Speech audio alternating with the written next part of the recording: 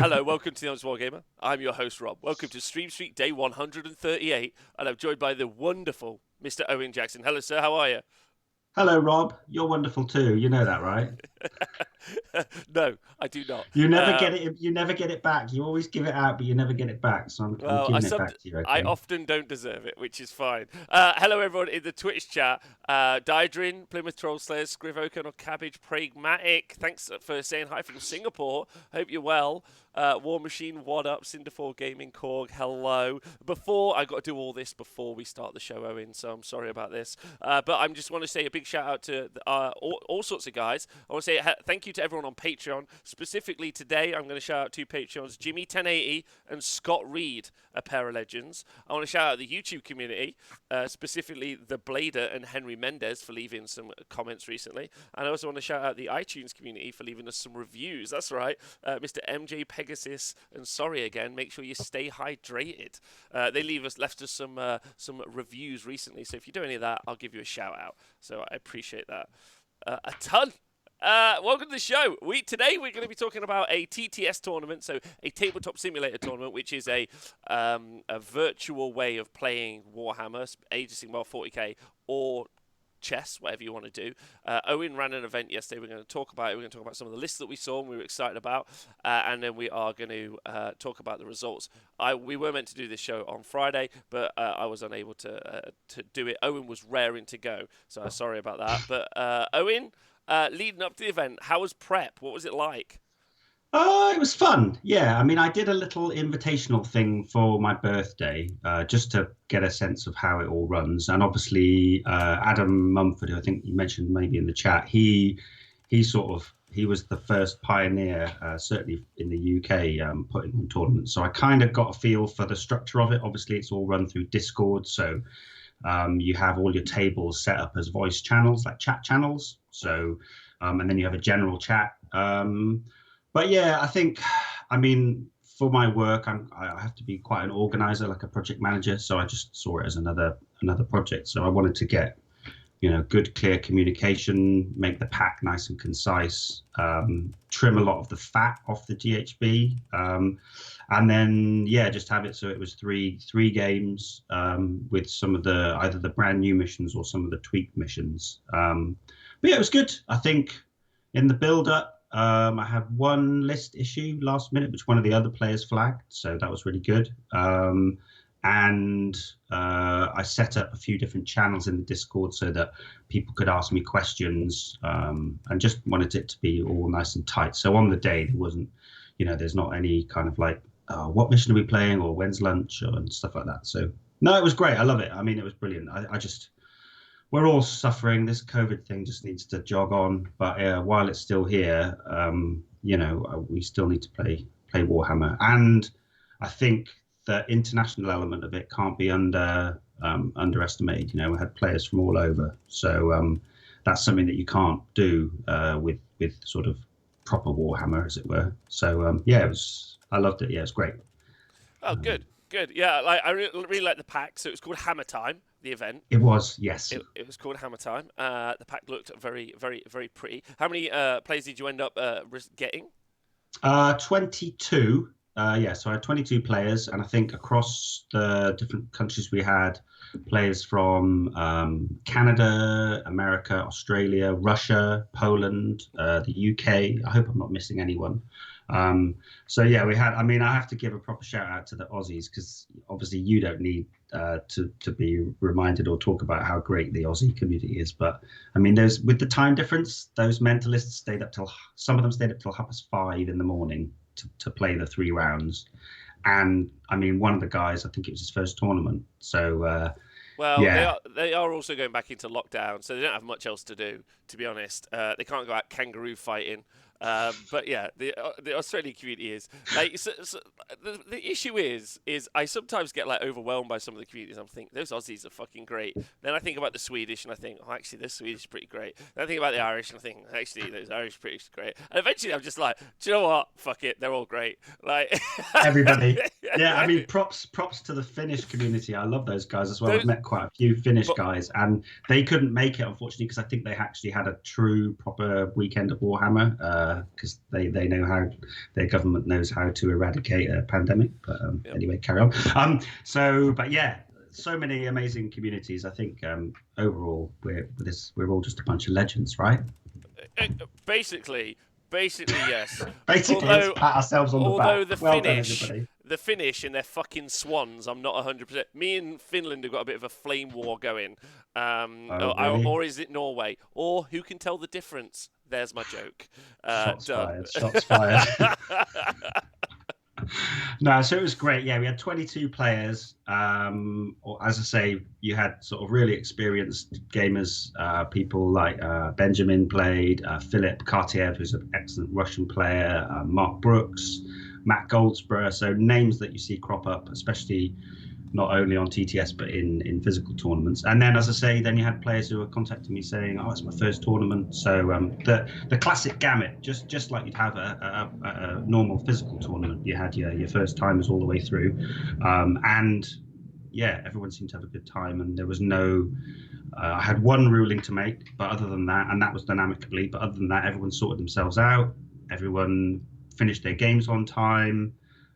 Everyone did a sports vote at the end. Nobody, fucked off early. It was really, really Oh, nice. that's Really nice. nice. Yeah, it was great. That's nice. So before we get to like the results and everything, there was 22 lists, but obviously with TTS you're able to like just create whatever you like, which I think is kind of an interesting thing. And when we've done TTS coverage before on the show, obviously we've seen things like chariot spam and stuff like that. But we've also seen people quite often, I've tend to find, play armies which they already own, which I find fascinating as a kind of like some sort of like psychological like element, as in I guess it's because you buy the things that you want to play with. So I guess on TTS you just play the stuff you want to play with, right? Yeah, and I think there's obviously there's a few people who are down on TTS and not seeing it as true Warhammer or whatever. But you're right. I mean, a lot of people do play what they have in their collections, or at least it allows them, they're trialing stuff before they make that commitment to build and paint it all. But yeah, I think aside from some outliers, and if you've got 20 plus players, you're going to have somebody who's going to bring something fun or something crazy, and we can obviously talk about that in a bit. But yeah, there's a lot. I mean, it was a really interesting meta. If we want to talk about that in general, Yeah, I do. Yeah, that's perfect. yeah, Segue. I mean, the most. Oh God, I'm getting better at this. You are. The most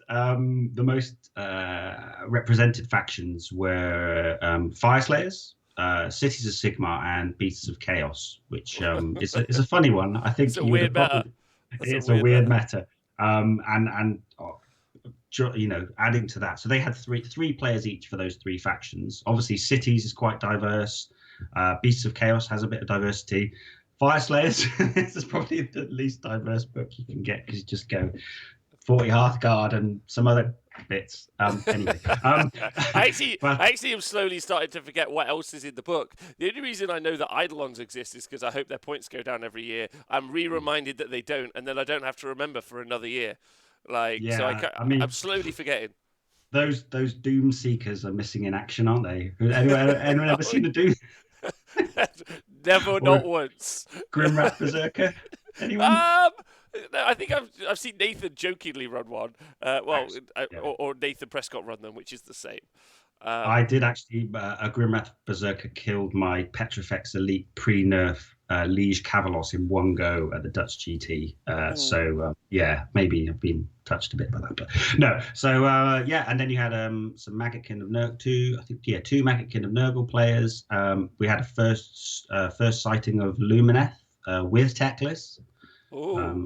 I played that, and we'll get to that later perhaps. But the main thing really, not only about what was there, but what wasn't there. No Zeech, no Croak, no KO, no OBR, and most importantly, no bloody Khorne. Come on, people.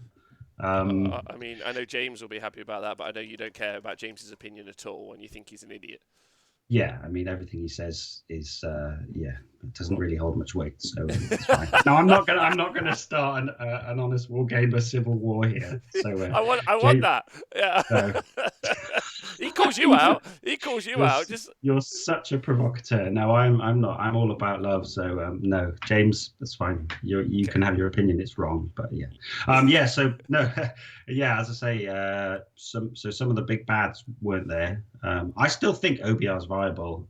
So the Petrifex nerf. I mean, in truth, God, looking at it now, only one Death Army overall, which is sad. I think they need some help, don't they?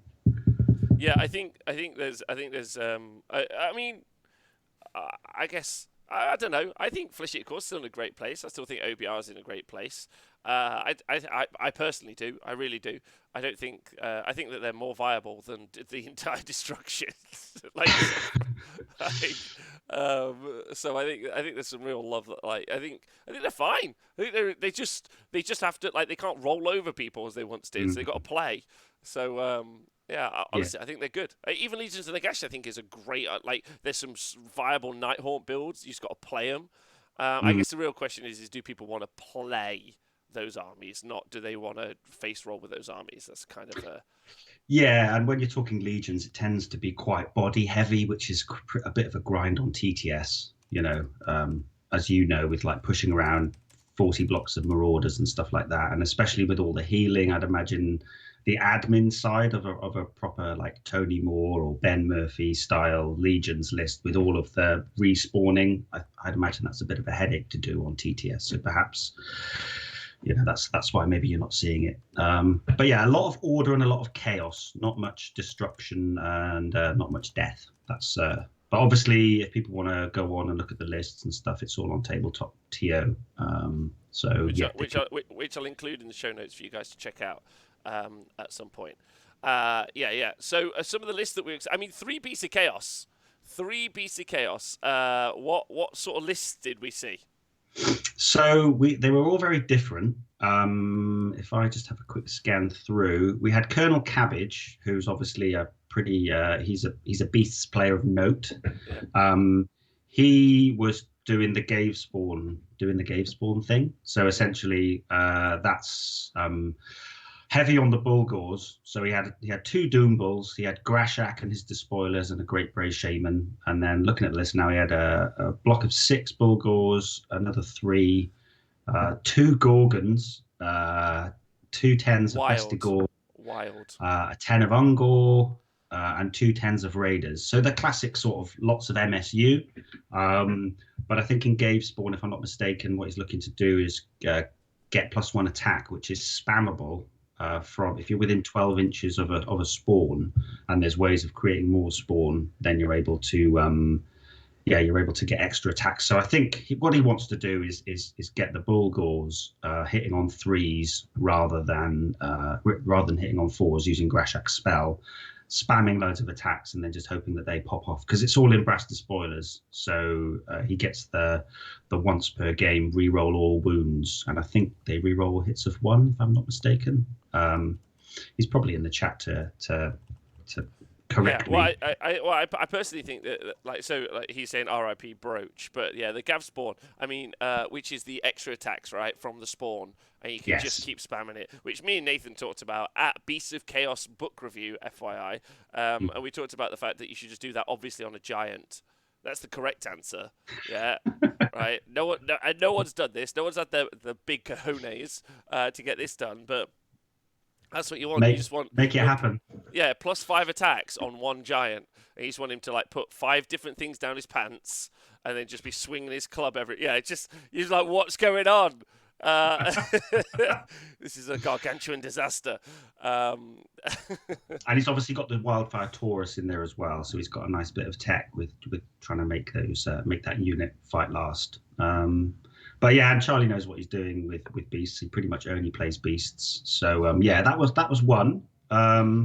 We then had Blagan, Darren, who went for a very MSU. Here we go.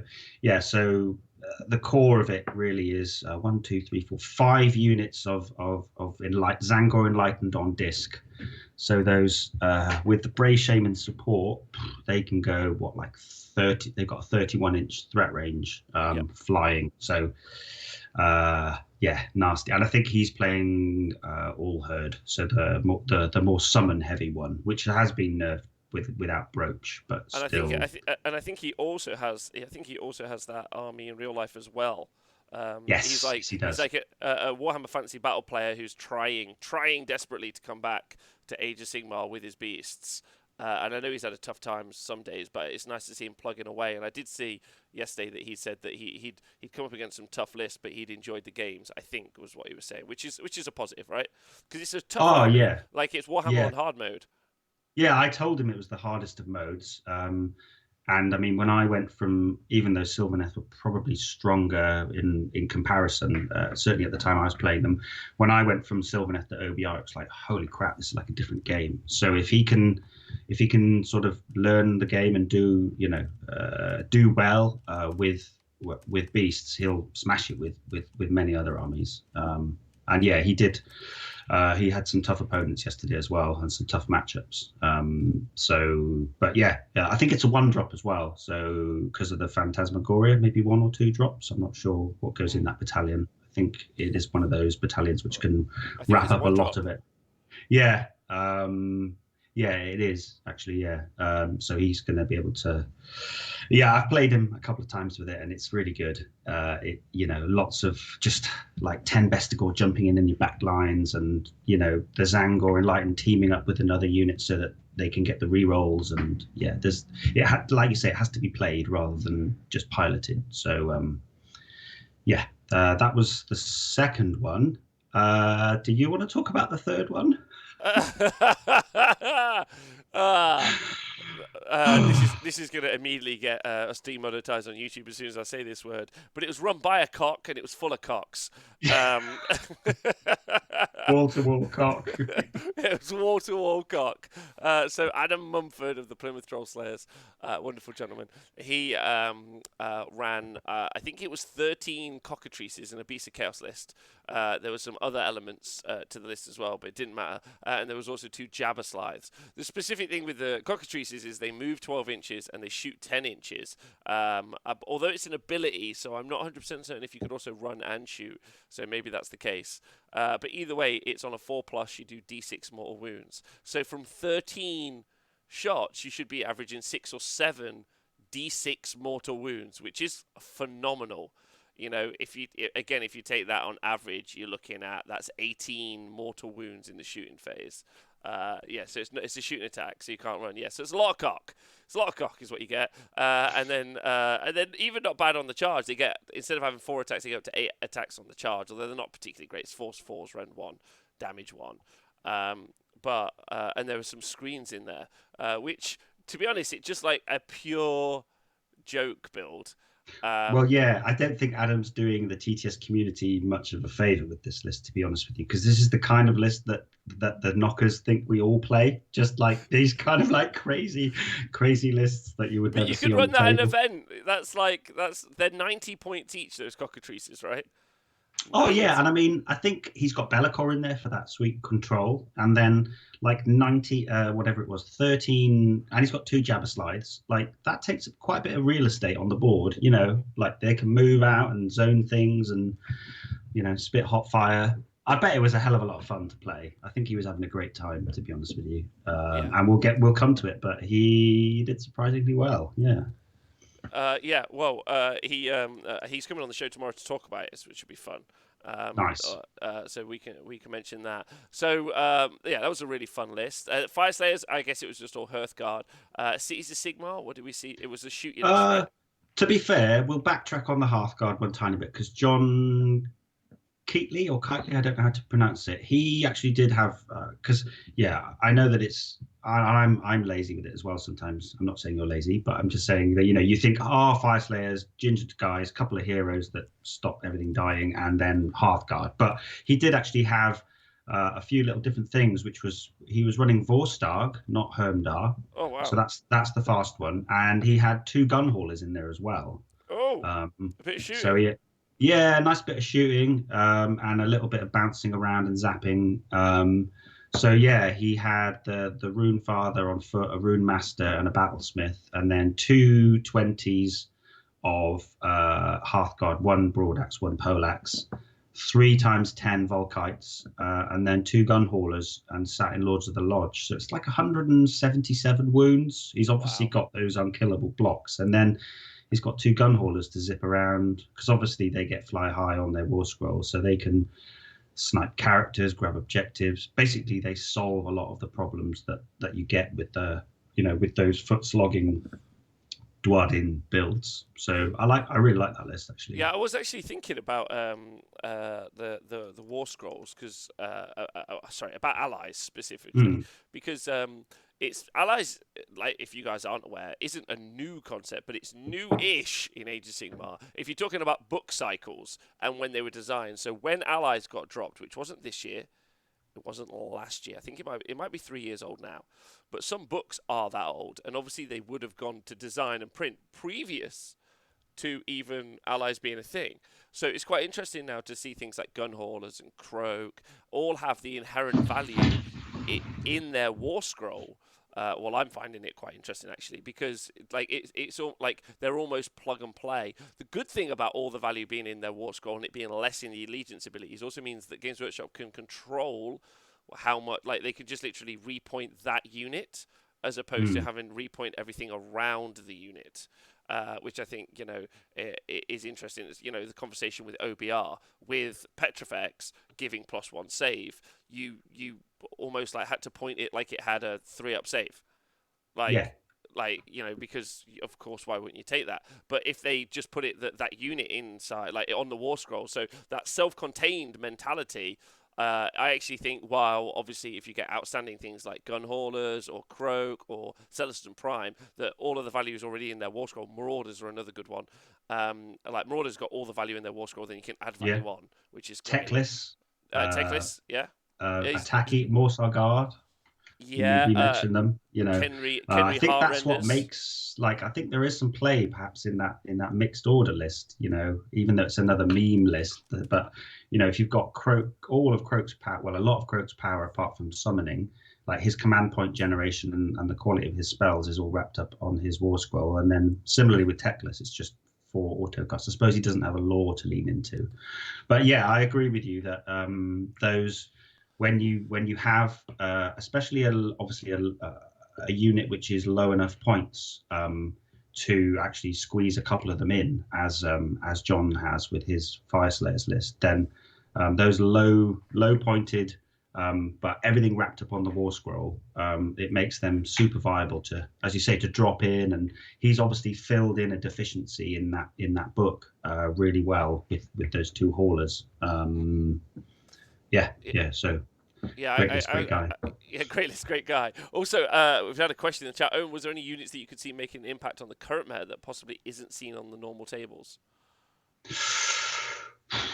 I don't think that the TTS meta is that different. I think things you did see there were quite a few units that maybe haven't been seen because obviously we haven't really been playing post GHB. So there is a war scroll that did come up quite a few times, which is the Putrid Blight Kings from Nurgle. That was used quite a bit, and obviously that hasn't been seen on the table a great deal. But obviously in TTS we're all playing, so, and there's no barrier to entry, so people have been putting down 20, 30, 40, 50 Blight Kings. We saw Mark Brooks run that against Obaid's shooting, didn't we? Yeah, we did. Yeah. Maybe 6 weeks, maybe 8 weeks ago, like quite a Yeah. while ago. Yeah. So you can go back and watch that game on the Honest Wargamer YouTube as well, or just like on our VODs where you saw that, and that was Blight Kings before they got the points drop. Yeah. Yeah. What is it? 500 points for 20. 20, I want to say, which is pretty good value. 80 wounds, 80 wounds with a 4-up save, which is like, I would say the average wounds in an army is somewhere like, this is a feel, by the way. I don't think anyone's ever actually run the math on it. Is somewhere like around the 120 mark.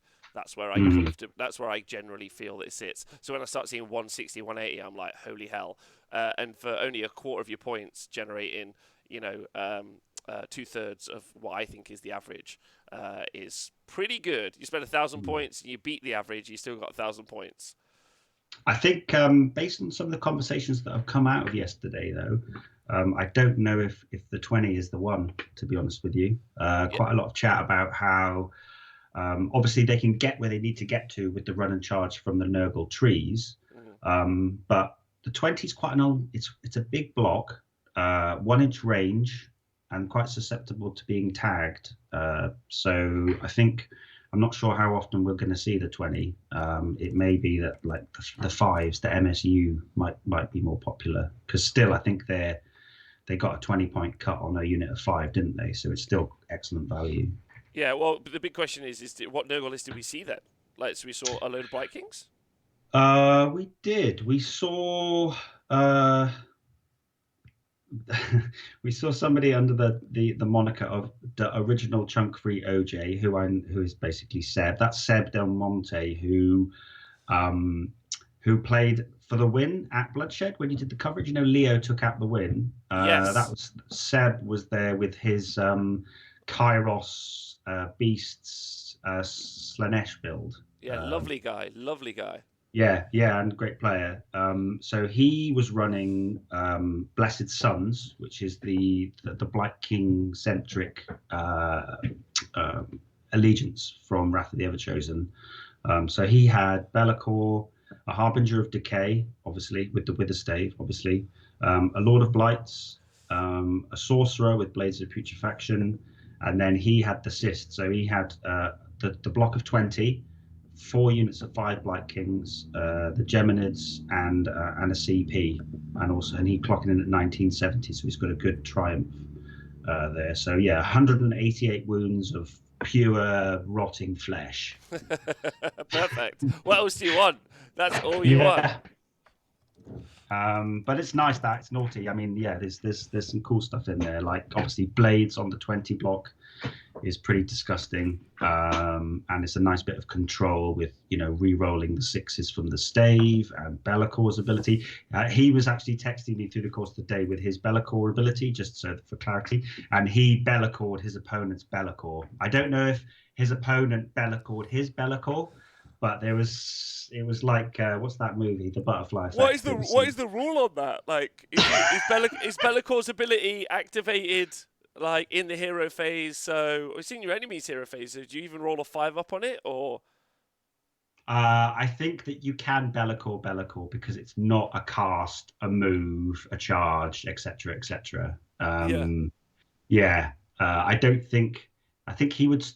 That's the thing, though. If you Be'lakor, oh my God, we could go down a rabbit hole Never here. mind. I don't Buckle know. I up. don't care. No, Someone no. in the comments leave a message. Yeah, Bellacorception. Yeah, yeah. Someone leave a comment and do the math because I don't care. Yeah, or let's just go deeper. Let's just for the next 45 minutes just do that conversation. Uh, My brain yes, is tired already after yesterday, so let's not but do that, please. Benjamin had a really fun list with Nurgle's Menagerie, right, which I was a fan of. Yes, yeah. So he had the 20 block again. And then he was running, yeah, as you say, the Menagerie, which let me see if I can find. So that's basically Horticulus and some beasts of Nurgle, and is sort of more focused rather than killing. Obviously, he's got the 20 block, so they can kill stuff, but it's more focused around the Nurgle summoning, which is often underestimated. Well, and normally rightly so, but when it's built in the way that Benjamin's built it, he 20 plague bearers on turn 2 is reasonable, which is pretty nice for free. Hmm. Yeah, it's Um, really good. It's really good. Who doesn't want like 20 plague bearers like to hold an objective that are just like? Is that turn 1? He got that as well. no, that was turn 2, I think. Yeah. I mean, it's still like what is that? 100 and a plague bearer's back to 100, or are they still 110? So it's still like Uh, 200 or 220 points. One yeah, of I the two. think they were one. I think they were 120, and they've come down to 110, if I'm not mistaken. Uh, But yeah, and it's got some flex because it's basically a gardening. I was laughing with him the other day because after GW removed the 0 to 3 endless spell, cap. They capped endless spells at 3 Yeah. because people were using them to block up the board. He's now just spamming trees everywhere and using them to summon from and block. It's cool, man. It's really cool. Yeah. So I I think, remember. yeah, like 5 or 6 trees is feasible by the end of the game, which is pretty nice. I also And want him to play a Sylvaneth player, and the Sylvaneth player just jealously staring at all of these trees appearing from nowhere and being like, "Why? Why?" being able to actually put them on the board, yeah, yeah. Yeah. So yeah, it was nice to see some Nurgle lists on Oh, there. sorry. And if no one knows what we're talking about, so if Nurgle's Menagerie is a War Scroll battalion that you can find inside the Magic Kingdom Nurgle book. It requires Horticulus Slimux, which is a character. So he's the plague bearer on top of a snail. Awesome model. I'm going to turn him into a demon prince, by the way. He has got a once per game ability where he's able to put down a feculent Gnarlmaw, which is the terrain piece available to Nurgle. They already start with one, but you can summon more. But he puts one down for free. Now normally that's once per battle, but in Nurgle's Menagerie he's able to consistently do it. So do one every turn. So you can put down 5 a turn. You start with one, so that's 6. And I think each one generates maybe D3 summoning points. You could also use the summoning points to summon more trees. So if you want to get really obnoxious, you can end up with 6 or 7 or 8 trees all across the board blocking stuff off, which is kind of interesting. Is it a negative play experience? Could be. I don't know, but it's definitely very interesting, right? Yeah, absolutely. Yeah. And it's always good to see the game being played in different ways. So Yeah, innovation. Yeah, it's rad. Super rad. I'm going to just call out Jonathan Etland here for never actually running that list. He years ago said he was going to, bought all of the Beasts of Chaos when they came out. I was like, I'm going to plant so many fucking trees, Rob. That's my Swedish impression. He should have done it, man. He could have been the pioneer. He could have been the pioneer, but unfortunately now we've got Benjamin the Gardener. He's the true gardener. Yeah. Oh, Pete Pratt, though, in the chat, big love to him. He said he got 7 out once, 7 feculent Gnarlmaws, which is cool. So any other fun lists that you were at the event that you saw that you liked? Yes, there was a great list. Again, as I say, there wasn't much death there, so there was a really cool Soul Blight list, which was run by Adam James. I think this is Adam that he put some tweets on Twitter. God, I'm tired today. He put some tweets up about how he'd taken out Lumineth with it, I believe. Did you remember seeing those? His first one. Yeah, with the flying Blood Knight. So basically, he's got Swift Death Bloodline for Soul Blight, so I believe that's +2 move, and then he's got a Vampire Lord giving out some reroll charges, and then he's got both Manfred and Neferata, so he's got a buff piece in Manfred and a debuff piece in Neferata, and then 2 units of 10 Blood Knights, a unit of 5 Blood Knights, 2 Bat Swarms, and 2 5s of Wolves. And yeah, he had a really good time, and he had some tough matchups, but yeah, I think that's cool, right? I mean, I've never faced a Blood Knight on the table in all the tournaments I went to last year. So, yeah, it's cool to see. Yeah, I have played against the Blood Knights in different iterations over the years. They are terrifying when they get the charge off, especially when you buff them. Also, apparently we're all sleeping on Manfred, and he's way better than we think. I don't know if that's the actual case though. It doesn't feel it to me, nor many other people in the community, but I know Adam is his own renegade and does what he does as he likes. And that list works really well as long as you roll 12-inch charges. That's the key part. Easy life. That's how you win at Warhammer, right? Just roll 6s. That's, so all you ever need to do is roll those 6s. That's a universal truth. Other than that, I think it would be remiss of us not to have a chat about Matt Goldsborough's Lumineth list. Because you don't get to, we haven't seen that on the tabletop yet. No. Just gonna scan through and grab that. So he was I played it actually because I had a last minute dropout, so I had to end up playing and TOing, which was fun. I'm not sure if I mentioned that. I'm a bit tired. Apologies if I have. So I played it, and yeah, there's some stuff to talk about there. Here we go. Is that it? No, apologies. This is great telly. Don't worry about it. Just take a chill pill. Twitch chat, I hope you're well. I'll just talk to you guys. I hope you're well. I see Tom's up. Well done, Tom. K-Dread, fuck you too. Arkarai, fuck you, buddy. Thanks for being here. Grinaldi and Colonel Cabbage shocked by how fast fire slaves can be when they want to run across the board, but of course they can run across the board. And to summon the feculent Nalmor, Pete, thanks for putting it in the chat. Wholly within 12 inches of Nurgle, hero to put one down when you summon it, or the other tree, or beasts that are in the battalion of Nurgle's menagerie. 9 away from enemy models, 1 inch away from terrain. So you can build a little garden wall of them, which is quite fun. And just call it the secret garden. Just get super weird, like really, really make your opponent feel uncomfortable as you're placing them down. Maybe bring a watering can with you, wear a kind of, I don't know what those hats are called, but they're made of wicker, but wicker's not the right thing. Some sort of, those things that they wear I know at, where you're going. the Yeah. croquet where they murder children afterwards. I'm not sure which one that is. Well, where did that go? Okay, I've got the list. All right, sweet. Please continue. So Matthew Goldsborough, he was running, the Lumineth Realm Lords, the great nation of Sire. So they were getting that Aether Quartz in, double dose, baby.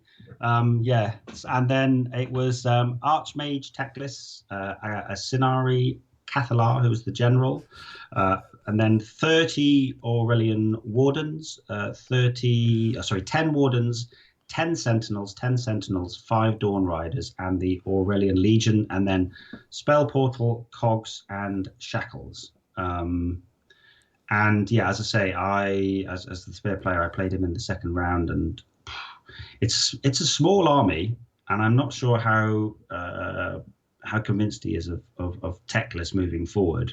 But yeah, it's that hero phase. And I think one thing, the only thing I'd like to touch on really was the Cathalar spell, which I've got the book here because I thought we might talk about it. Yeah, please do. Basically, in that book, they've got like 2 Bellicors that can do it to 2 different units every turn if they get the spells off. And they've got. They do. Has that been talked about much? Because I was a bit what? Yeah, so they've got one of the spell lore in the better spell lore as well, which is also the CP1, and then the Cathalar. Yes, Cathalar has also got one, right? So it's 12-inch range. 18. So I've got it here. It's the Cathalar's Darkness of the Soul has a casting value of 7. If successfully cast, pick 1 enemy unit within 18 inches of the caster invisible. Obviously, he's rocking portals, so he can reach out and basically until your next hero phase, roll 2d6 each time that unit makes a normal move, makes a charge move, shoots or fights. Make the roll before the action is carried out. If the roll is greater than that unit's bravery characteristic, they cannot perform that action. And obviously, they've got a -2 bravery board-wide spell. They've got another -1 bravery spell. They've got the Cathalar redirecting the bravery when units use their Aether Quartz. So I was running as a bit of fun as a spare player, like 18 Colonel Hunters, so like units of 6 Hunters, and their bravery 7. So he was just getting them all down to like at least -2 bravery, and then he was just basically Bellacoring these combat units so that they couldn't do anything, and it was highly frustrating. And I have to roll a 5 up, or you just can't do anything? I have to. No, I can't do anything. What happens is, hold on. Yeah, no, there we go. It's basically, they nerf your bravery, and then they roll 2d6, and if they then beat that nerfed bravery, until that unit makes a normal roll a 2d6 each time. Yeah, so basically every time I try and do something. Action. Yeah, wow. then and your opponent's rolling against you rather than you trying to roll that 5 up.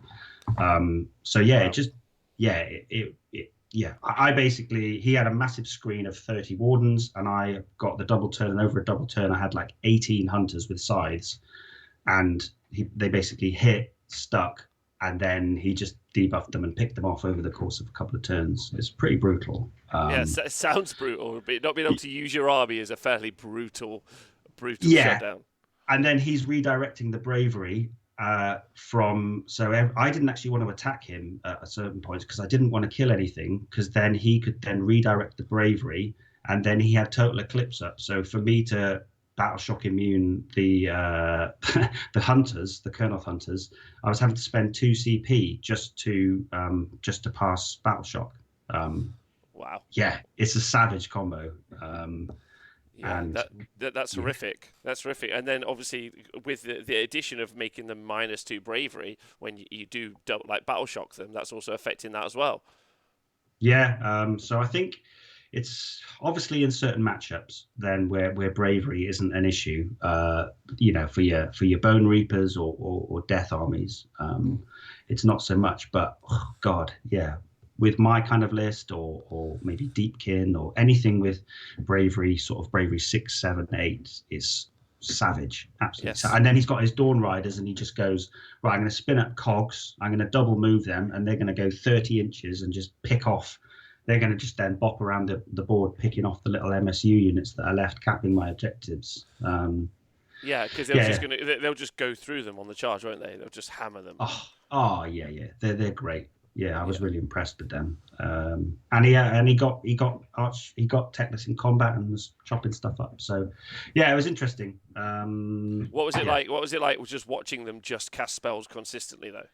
I mean, we had a chat at the end, and I was like, "That hero phase, man. That hero phase is rotten. It's just because what they do as well is and turn one, obviously Sylvaneth. I put my Branch Wraith. I hid her as best I could, but he still managed to reach out and get. So he killed my Branch Wraith turn one. So I had no unbinds, even if unbinding was an option. What did he kill it with? Technado?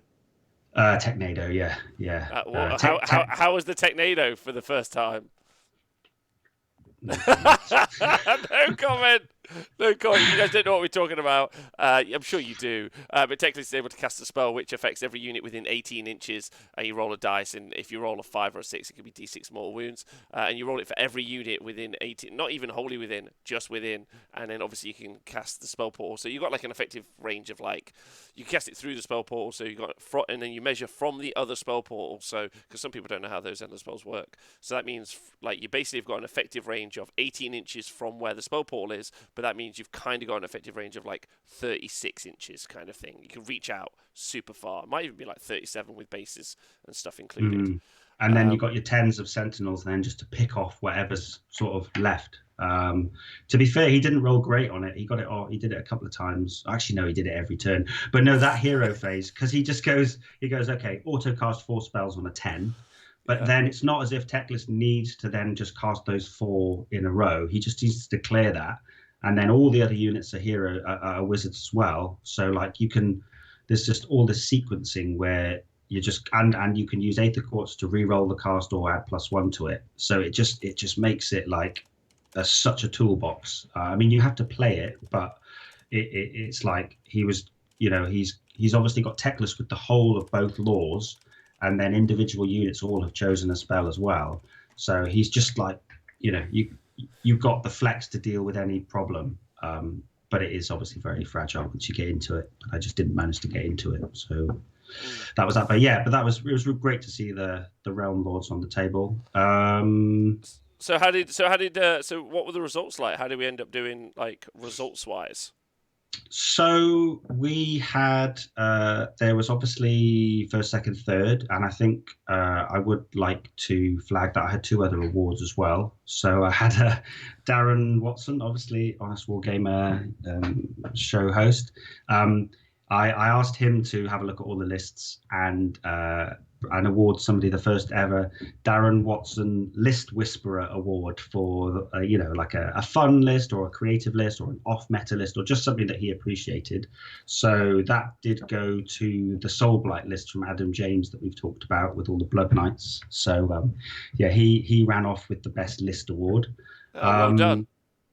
I think.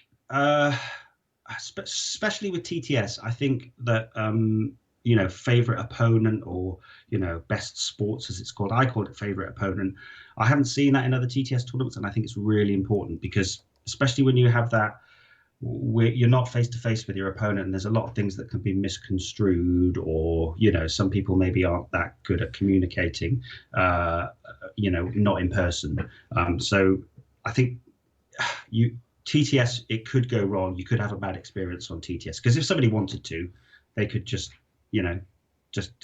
log out of the game. Oh God, I lost priority. I can't be asked to play 3 more turns of this. I'm off. And nobody did that, and everybody played through and everybody voted. So I thought that was really important, and that went to Mere Mouse Mark Brooks took home the most favorite opponent, which I can understand because he's a massive babe. He is a babe. Yep. And then in terms of the gaming, the top three, I'll give you the top 10. Why not? Just Yep. as a little Yep. snapshot. Sure. So top 10, we had Dan Arnold with Idoneth Deepkin. So that was the sort of MSU Eels build. He went 2-1 and came 10th. Benjamin, he faced off against a really tough Fire Slayers list in round 3. And he came 9th, went 2-1. Greg Shelton, actually, we should have talked about that. He took the triple battalion Shootcast list. Stormcast, and I played that round 1. Oh boy! I told you. I told you. I know you did. I know you did. It's cool, man. It's so cool. Like the +1 shot on those 30-inch range long strikes, but then also it's like he's got these Vanguard Raptors, the sort of the little skirmishy ones. It's like a proper skirmish army. So he had these Paladors. The Paladors move 9d6. Yep. Did you know that? Yeah, I did. Yeah, I did. They're a thing. They're a thing. But they can't charge after. No, they can't charge. No, but they were basically. I did double turn him from 1 to 2, and he was pretty worried. But I think one single Aetherwing. I was using Durthu to shoot off the Aetherwings before I charged, and that worked out really well a couple of times. But he had one left after a shooting attack, and that one then was able to tag a couple of units. But yeah, it's amazing.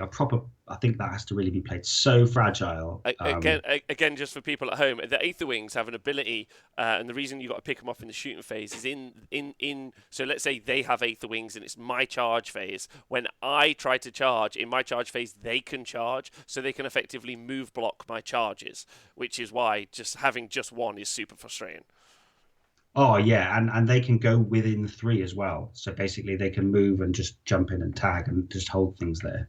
Yeah, because then you can't charge because you're not outside of 3 to charge, which is the rules. So that, and I mean, they got cheaper, so they're a great utility piece, also as allies. Yes. Certain Idoneth lists have got cheaper, which is exactly what they needed. So that was super cool. So that was like triple Venator, and he got a 2-1, came 8th. Captain, so Charles Colonel Cabbage. He was the Alpha Beast and came in 7th with 2-1. The best beast. Best beast. Pask, who's a lovely Aussie who enters all these tournaments and always does well. He ran Blood Gullet Ogre Moor Tribes and got 2-1. And then Matthew Goldsborough came in 5th with his Lumineth. John Kitely, apologies if I got that wrong. With the Fire Slayers, with the double gun hauler, came in 4th, going 2-1. And then the top 3 were Magakin and Nurgle, so the list that we talked about, Seb's list with the Blessed Sons, the Blight King spam. He got 2 wins and a draw. And then Philip Cartier, really good Russian player, he went 3-0 with his Fire Slayers and came 2nd. And then it was Mark. He did it. Nice. He did the dream, man. He came first, and he got best sports, and he did that with Skaven. So we haven't talked about his Skaven list, and it has. I'm sure he won't mind because there's a couple of tricks there. We can have. I know that you're a big fan of Skaven, so huge fan. Also, he's got some Scryer elements in it, which I fucking love. He loves that. He loves that stuff. So his list, he went 3-0, and as I say, got best sports. So absolute legend. So he was running an Arch Warlock with a Deranged Inventor and the Vial of the Fulminator, a Bombardier and with more Warp Power, a Warlock Bombardier with more Warp Power, and a Grey Seer on a Screaming Bell with Skitterleap, and then 20 Clan Rats, 40 Clan Rats. Sorry, what artifact did he have? Vial of the Fulminator? He had Vial of the Fulminator. Fucking go faster juice. It's a gummy berry. It's the gummy berry juice. Yeah, just fucking Coke for kids. That's what it is. Yeah, just go fast, go home. Yeah, it's so good. So what does Anyway, that do again? Is it double? So you roll 4d6 for the Doom Wheel, and then you double it so once you per pick a game. war machine within 3 inches, and you double its move. But obviously, with the Doom wheels, they roll 4d6 for their movement, and so it's 4d6 times two. So like even like on average dice, you're rolling 20, so you're rolling 14, so you're going 28 inches on average dice. But when it goes nuts, and you only can pick one unit, but when it goes nuts, it goes nuts. Now the really exciting part is you can re-roll the result, but any rolls of a 1 mean that your opponent, like, so you roll 4, any of those 4s are a 1, your opponent then gets to move your model. And I took 3 of them to to Exploding Dice event in Northern Ireland last year, and I got best sports with it as well. There's just something about the insane nature of them that people just like get hype about, and I really want to do a Doom Wheel army. But they're super weird because they take up both Behemoth and War Machine slots all at the same time. You're like, They oh, need to God. they need to remove those keywords, and we'll see like whatever. You probably get about 8 or something in a normal list if they remove those. But yeah, I think he loves his Doom Wheels. So I'm really glad that he's found a way of making it work. But there's 40 Storm Vermin in there. There's 6 Storm Fiends, and there's also a Warp Grinder team. And that Warp Grinder is that's a bit of special sauce, because I think Deranged Inventor on the Arch Warlock, that is a command trait which gives full rerolls to hit, wholly within 12. So I think his trick, and I'm sure you won't mind me saying this, is that he can keep the Storm Fiends off the board with the Warp Grinder team, and then he skitterleaps forward the general with the bubble, and then where he wants to then deep strike on his Storm Fiends. So the fact that he doesn't get a hero phase to give more warp power to the Fiends isn't such an issue, because he gets the rerolls to hit anyway. Obviously, reroll wounds is better. But it gives him, basically, he's got Skitterleap, he's got Gnaw Holes, and he's then got the Grinder team to bring on. I mean, it doesn't necessarily need to be the Fiends. It could be 40 Storm Vermin just 9 inches away from you in a really awkward spot. But also talking about like the debuffs, like we were just talking about with Lumineth, like for example, or anything that can alpha or affect, or even Bellicor. You can't Bellicor the Stormfiend unit if it's off the board. So like there's so many, like having it off the board is really really important, and it has like it's really useful, right? Board wide reach, I think, is really really important. Yeah, it is. It is. Owen, I think the internet just broke there on me. I'm sorry. Can you still hear me? I can still hear you. Yeah, there was a noise. It sounded like an alarm. Maybe it was. I thought it might have been Mark's No, it was me. Rat alarm, like you are giving up secrets of the rat race. Stop now. So we'll put that.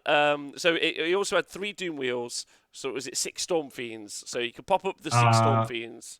Is that right? Only one Doom Wheel. Only one Doom Wheel, I'm afraid, Rob. Yeah. Sad face. But yeah, so he had the Doom Wheel as this throwaway, like, crazy piece, and then 6 Storm Fiends and 40 Storm Vermin are the threats, plus obviously the spells and stuff from the Warlocks. But yeah, I need to catch up with him on exactly how his games went. I can have a quick look and see what his matchups were, if you like, if we've got time. He beat John. Yeah, so he beat the Fire Slayers with the double gun hauler in the last round. He beat the Stormcast list in the second round, and he beat the Lumineth list in the first round. So good. We've talked about all those. So it was no cakewalk. And he 19-1 against Lumineth, 19-1 against Stormcast, and 18-2 against the Fire Slayers. So not easy. Not an easy run at all. He's got the hardest strength of schedule in the whole tournament as well. Oh wow, it just gets better for Mark, doesn't it? Look at that. Yeah, he's got best sports, hardest strength of schedule, and he used Skaven, and he used a Doom Wheel, which is just cracking fun. But he's also really good as well. I can't stop talking about him. I've talked about him loads on the show before. I'm sure you all know. Grinaldi asked a question: can Bellicor curse someone in a garrison? Because he's not technically on the board. Great question. Well, so talking about great questions, one of the things that you dealt with. Also, congratulations to Mark. Well done. What a legend. One of the things that came up at the event, also, you had a really, really interesting rules question. How did that go? I did. I mean, it does seem to be something which splits the community. And after I made my ruling, and then because I had to, and then I put it out to a few groups with a lot of experienced players in, and initially there wasn't a consensus, but then I think it did boil down to there being a final position on it. But it would be interesting for your thoughts or the chat's thoughts. So essentially, it was a Beasts of Chaos, one of the Beasts of Chaos games. The question was. If a unit deep strikes on and is wholly within 6 inches of the board edge, are they able to cap an objective which is 12 inches away from that board edge? So it boils down to essentially, can you be wholly within 6 and then also within 6 of that objective which is 12 away? I had to end up falling on my ruling was based on the way in which I've played it with all of my opponents, in that I don't feel that you can be within 6 but also wholly within 6. But the argument goes that where those two circles meet, there is a point at which one model can be have a foot in both camps. So I ruled it that the Beast of Chaos player couldn't cap. But I've subsequently been informed that rules as written rather than rules as intended, you can.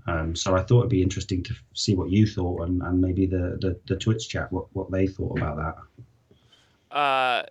Yeah. So I think the issue is that so there exists. So when an objective is 12 inches away from the board edge, it effectively means in order to score, I need to have something 6 inches away. So there is a definitive line. I need a base or a part of a base at that 6 inch line, wholly within 6 of the board edge. Also means that I can be on the 6 inch line, which is still wholly within, and then I'm also on that 6 inch line, which is where the they meet. I think it's maybe not unclear, but I'm also not sure about the intent. Having thought about it since you said it earlier, but my gut reaction was like, I don't think so. But having talked to you, I feel like maybe the difference between that and something like the example of a shooting attack that's 9 inches, but you have to be outside of 9, means that because you have to be outside of 9 means you can never be on the 9 inch line, but just within 6 means you can also be on the 6. Like, it's the within conversation. But I don't want to go down the road where we had that conversation 2 years ago. So I think just an FAQ would be sweet as. Do you think? Do you think that's what's needed? Yeah, I think some clarity on that would be great. I know that Colonel Cabbage, if he's still in the chat, he's a smart cookie, and he's a little bit more up on the finite detail or the wording, and he had a very good argument for the fact that you could. It may just be that he's a Beasts of Chaos player and it benefits him. I don't know, a bit of bias. Bit of bias there, I reckon. Yeah. Yeah, but actually, when he explained it in the way that he explained it, it did seem to make sense. But because the example you gave is a bit like how people thought that Arcanaut Company were nerfed because now their pistols have been taken back to 9 inch range. When they disembark and they're 9 away from their opponent, they can't shoot their pistols because they're outside. They have to be outside. Yeah. I think it comes down to the fact is if. Do you cap an objective when you're exactly 6 inches away from it, or when you're 5.9 recurring away from it? Yes. But yeah, so it was a bit of a tricky one. But both players accepted the ruling really graciously, and I was really, really pleased that it didn't escalate. And that was the only ruling all day. As I mentioned, it was a really it had a really nice atmosphere that the tournament did. So I'd like I think to it's also an important question, not because I think anyone was trying to be gamey, but because in that situation it's like, well, there's no clarity here. So like I think it's this, and someone else is like, well, I'm not sure. Like, it's getting someone to make a decision on something that isn't overly clear potentially, or we've talked about it and it's still like not sure on the answer. Is worth a conversation with the judge. So that's good. Definitely. Okay, well, sweet as. Do you reckon you want to run another event? Yeah, I've already had a couple of questions about when's the next one. A couple of the Aussie guys are saying maybe if we could start a little bit earlier or maybe make a 2-dayer. Um, but yeah, I'll do it again. As I say, I had some really nice feedback on it from a few players. So I'll definitely be doing another one. I think not going to be every 2 weeks, maybe every 3 weeks, or perhaps once a month might be fun. So yeah, if people look out for that, I'll be announcing it ahead of time. And once again, I've got no cap on players, so we could make it a 100 person TTS tournament. That would be something, Yeah, right? baby. I also have a question, actually, very quickly, whether or not you were able to track any secondaries, because one of the things, auxiliaries, because auxiliaries are Mm, something that we now know exist, but whether or not we're tracking that information, like we talked about ones that might be popular that were chosen a lot, but mm. also which ones were achieved much. Did you happen to see any of that, Well, or? I have that data because I stipulated in the pack that everyone had to, when they submit their result, Hmm. they had to put down every one that they both attempted, and they named every auxiliary objective that was both attempted and scored. So how about I get that information together before tomorrow night's show? We could have a look at that or something. I could. That'd I be could. amazing. Thank you All so right. much. I'll dig that. I do know from experience from a couple of games that there are a couple of doozies in there. The bait is going to be seen everywhere, I think, because essentially at the start of the game you designate a unit, and if it dies, you get the point. So Right. your screen or your sacrificial unit, definitely, that's going to be seen a lot. And I think pillage was quite an easy one. Essentially, if you've got a big monster, any unit over 5 wounds that's within 3 inches of a specified terrain piece. So start of the game, you say that house is going to be my target for pillage. Then at the end of any turn, if you're within 3 inches of it and you're alive, you get the point. So it's pretty. If you're like, we're going to fight there, so I'm going to choose that. So yeah, there are a couple of easy ones, but yeah, I'll dig in and see which were the trickiest and which were the easiest, and That'd be that'll be a bit of interesting. yeah, because it's a massive factor. I mean, obviously that's what's won Mark the tournament. He won by a point. So we've talked about it before, but like secondaries or auxiliary objectives are they're what swing a second place into a win. So they should be researched and logged. Digested. Yeah. Absolutely. Oh, exciting. All right. Well, that's lovely. Thank you again, Owen, for coming on the show and talking to us about it. Thanks for having me. Well, it's just always a pleasure to talk to you. It really is. Have you got any shout outs before we head out for the day? Yes. Even though he always talks shit about me whenever he gets on your show or other shows, I think we should give a shout out to Donal, who I think has now become Donal Daddio because him and his wife had a baby this week. So I think we should give a shout out to Donal.